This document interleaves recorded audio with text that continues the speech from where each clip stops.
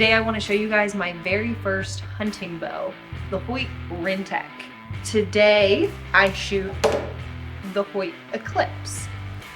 I will never get rid of the Rintec because it's like the first car you get when you're like a teenager, and it's like you learn to drive in that car and that car just has a special meaning to you. That's how I feel about this bow.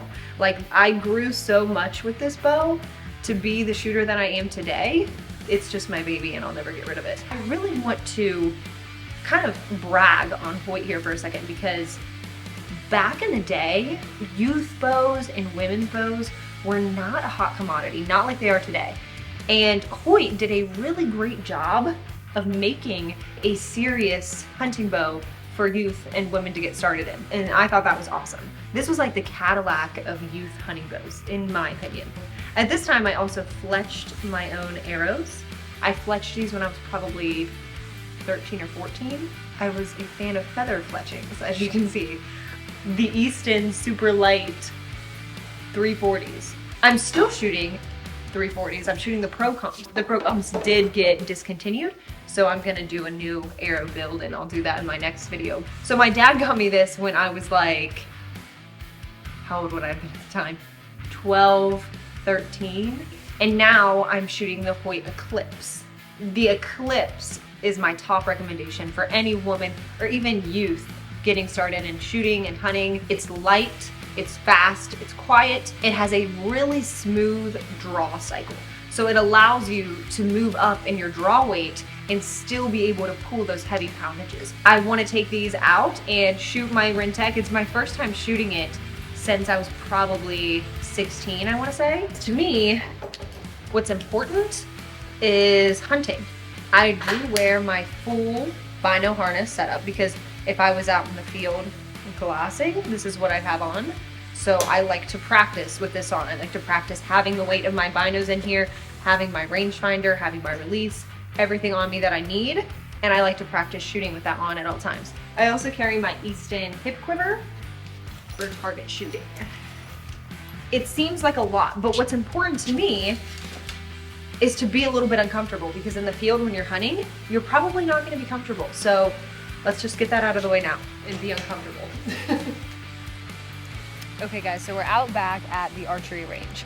And for my Rintec, when I first got started shooting, a lot of people still use a finger release. Today, I use a thumb release. If you're a beginner or you still use a finger release, I would highly recommend phasing out of that into a thumb release.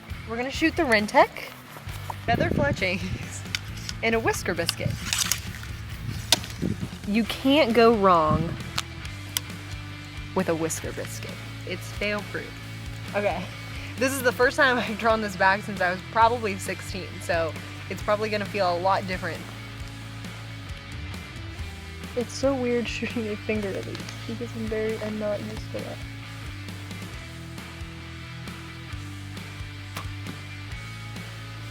Not bad. So the draw on the Rintec is not as smooth as the Eclipse. It doesn't have as smooth of a breakover, and also the back wall is a little bit spongy. I have a 20 and a 30 yard pin, and obviously my bow is probably not perfectly sighted in, so I kind of had to hold somewhere in the middle, but not bad. Okay, now we're shooting the Eclipse. I have nothing but good things to say about this bow. If you are a woman bow hunter, this is my #1 recommendation to get into. Don't judge me, I don't have my sight tape on yet.